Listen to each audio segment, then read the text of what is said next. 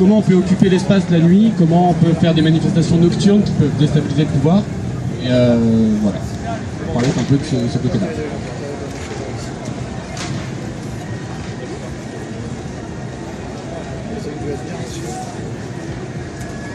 Frédéric Lordon, au tout début de l'occupation de la République, avait utilisé un terme qui est le terme catastrophe, pour décrire un petit peu ce type de mouvement.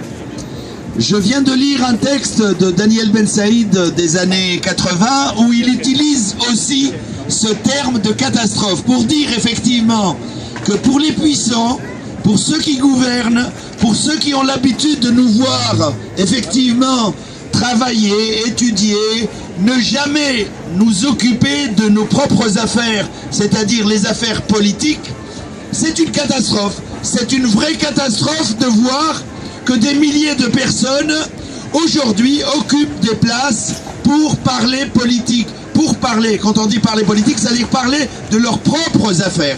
Alors là me vient effectivement à l'esprit toute cette énergie qui est en train de se dégager, parce que c'est une formidable énergie que les catastrophes de ce genre génèrent.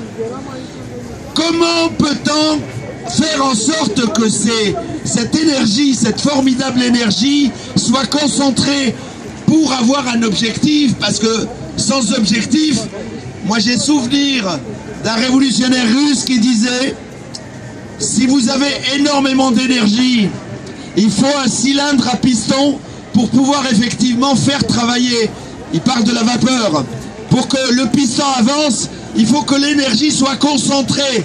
Concentrée. Autrement, elle disparaît. Ça n'est pas nécessairement une organisation de type